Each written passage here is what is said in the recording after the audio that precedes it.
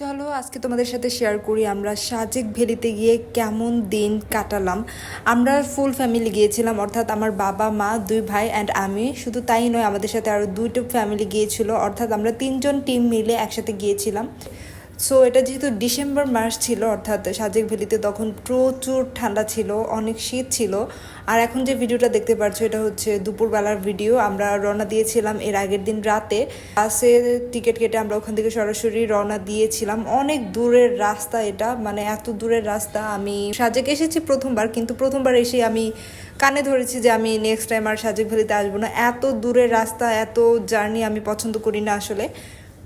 কিন্তু যখন সকল পথ অতিক্রম করে সাজেক ভ্যালির কাছাকাছি চলে এসেছি, তখন একটু স্বস্তি ফিল হচ্ছিল যে হ্যাঁ আমাদের ডেস্টিনেশনে এসে পড়েছি। তখন আমার ভালো লাগছিল। আশেপাশের পাহাড় পর্বত, আঁকাবাঁকা রাস্তা, সব কিছুই আমার খুবই ভালো লাগছিল। যদিও আমার সাথে যারা ছিল তার একটু ভয়ে ছিল, আতঙ্কে ছিল, কারণ ওখানে আঁকাবাঁকা রাস্তা দিয়ে গাড়ি ওঠার সময় প্রায় সময় অ্যাক্সিডেন্ট হয়ে যায়। ইভেন আমরা যখন যাচ্ছিলাম তখনও একটা ফুল ফ্যামিলি অ্যাক্সিডেন্ট করেছে। একজন মহিলার হাতে খুব ব্যথা পেয়েছে, বাচ্চারা পড়ে গিয়েছিল গাড়ি থেকে, খুব ব্যথা পেয়েছে তারা।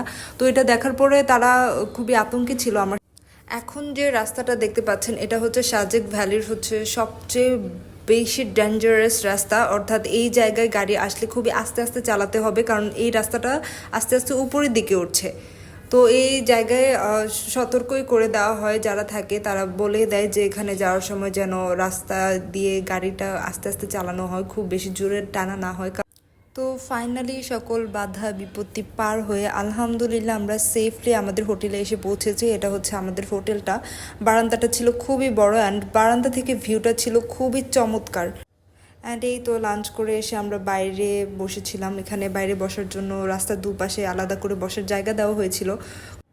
আর এই দৃশ্যটা কি যে দারুণ ছিল গাইস, আমি তোমাদেরকে বলে বোঝাতে পারবো না। অর্থাৎ এখানে জাস্ট মেঘগুলো উড়ছিল আমাদের চারপাশে, আমরা যেখানেই তাকাচ্ছিলাম দেখছিলাম যে মেঘগুলো উঠছিল। এগুলো খুবই সুন্দর একটা দৃশ্য ছিল অ্যান্ড খুবই ঠান্ডাও ছিল ওখানে।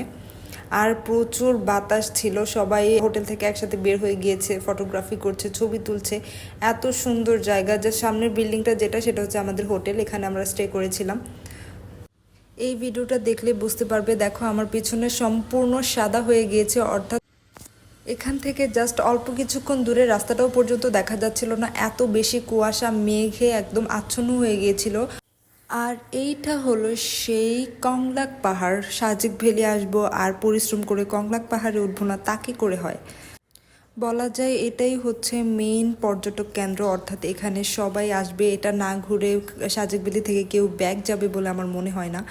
কংলাক পাহাড়ের উপর সুন্দর চা কফি খাওয়ার জন্য ব্যবস্থা করা হয়েছে একটি দোকানে। তারপর আমরা ওখানে সবাই মিলে চা কফি খেয়ে, কিছু নাস্তা খেয়ে আবার নিচে নেমে গেলাম, অর্থাৎ পাহাড় লিভ করলাম আর কি। আর পাহাড়ের উপর থেকে সম্পূর্ণ দৃশ্যটা জাস্ট তোমরাই দেখে নাও। আমাদের দেশেও যে কত সুন্দর সুন্দর জায়গা আছে, জাস্ট এইসব জায়গায় না আসলে বোঝাই যাবে না কত সুন্দর আমাদের দেশ। কংলাক পাহাড় থেকে নেমে জাস্ট কিছুক্ষণ দূরে আরও খুবই সুন্দর একটি জায়গা ছিল, সেখানে আমরা অনেকক্ষণ ঘোরাঘুরি করলাম, খুবই সুন্দর সময় পার করলাম ফ্যামিলিরা মিলে। ওখানে বেশ কয়েকটা দোলনা ছিল, আমরা সবাই একসাথে দোলনায় বসেছিলাম, গল্প করছিলাম, চা কফি খাচ্ছিলাম।